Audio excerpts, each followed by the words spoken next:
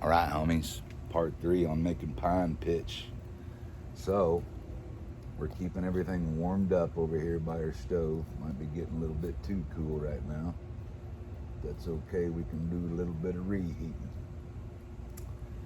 We're gonna go ahead and add our palmetto fibers, that hairy stuff that I put in there and carbonized.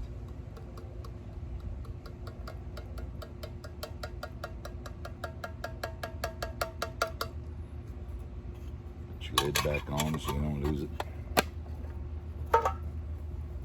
And slowly start mixing this little guy up.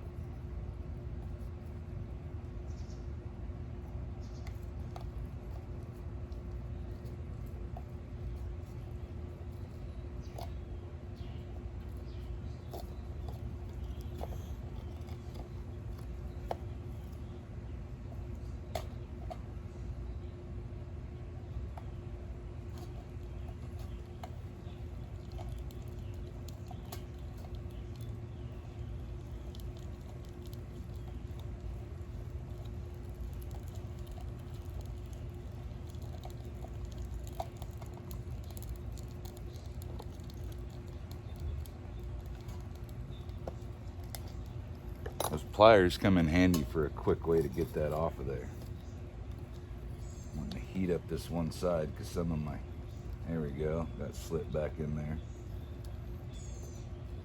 I thought that it would be easier to use a bigger can so that way I could show you guys, like have a little bit better visual, but it's easier to go with that harder can, or the smaller can, excuse me.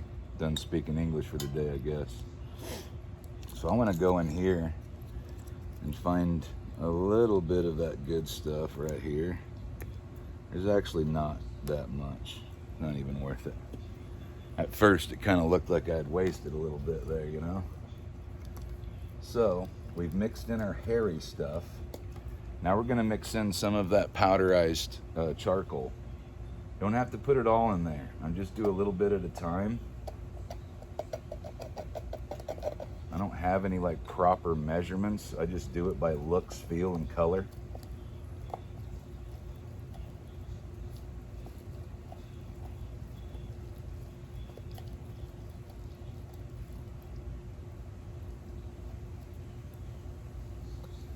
See, like, there's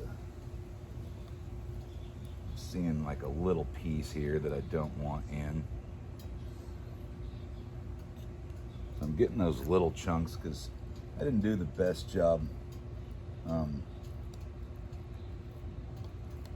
siphoning through it and filtering out the little pieces of wood. But the wood was such little pieces that it would actually work as the binder, kind of like what I'm doing with the crushed salt palmetto.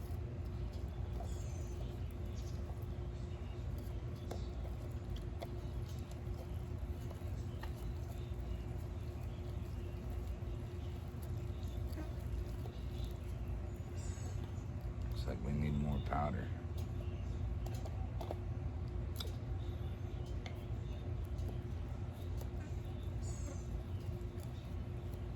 You want this consistency like it's tar.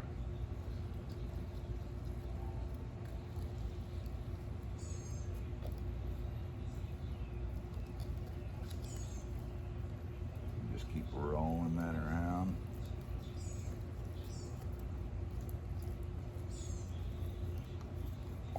Back it up that fire a little bit just so my darn little hand can breathe. Getting hot.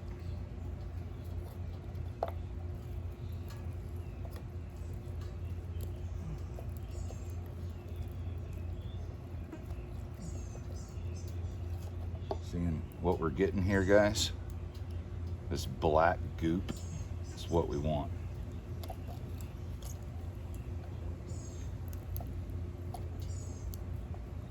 That there is pine pitch.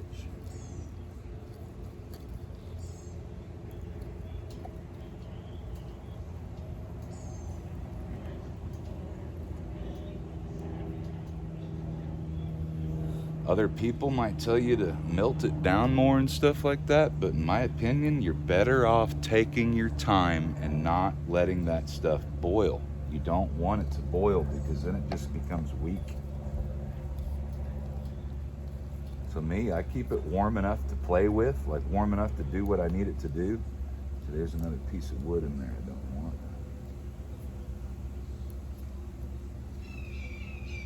But other than that, you know, I'm not taking the risk of letting that stuff boil on there.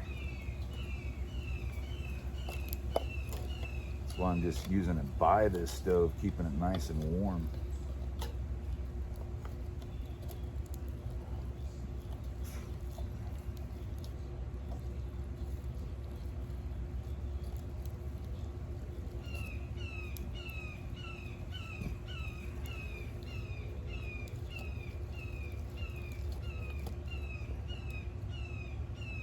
See, we have a couple little tiny pieces of wood, but that's okay. Like that's going to act as a binding agent for it.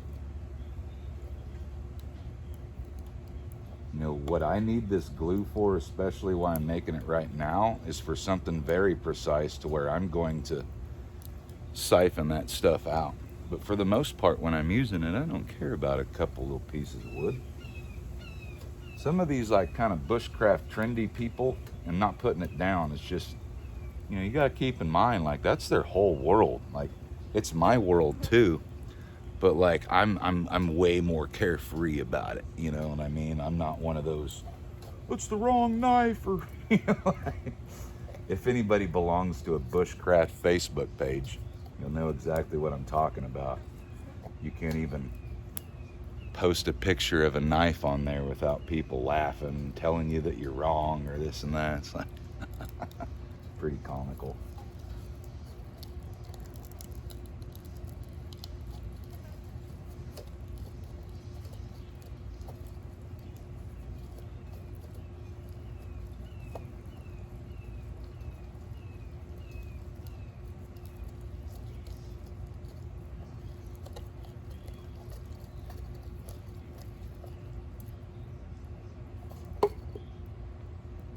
Good stuff going on in there.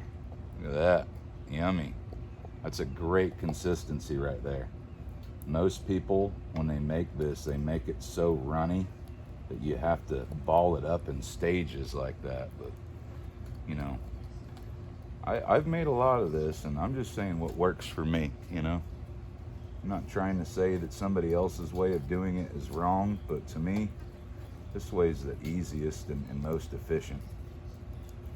I don't want to spend all day out here, but I also don't want to sit here and take the time to do this and be in so much of a rush that I boil it and ruin it all. Another piece I don't want.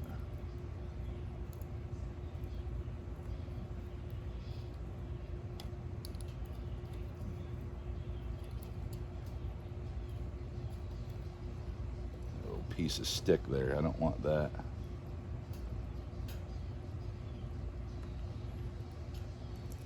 Get off there, little guy.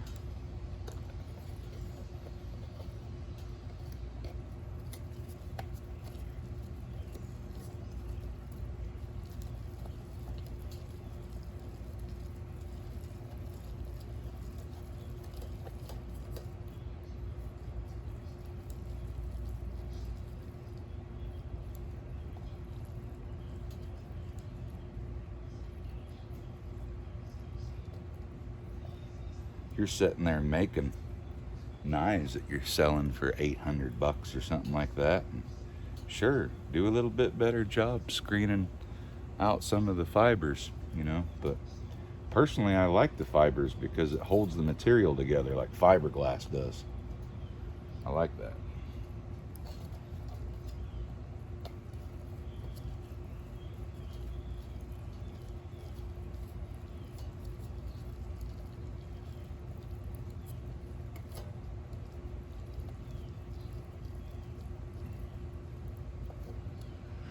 All right, 9.5 minutes. I might as well just have to do a one last video on this, and I'll teach you guys how I put them onto little sticks like this. So one more little video after this one.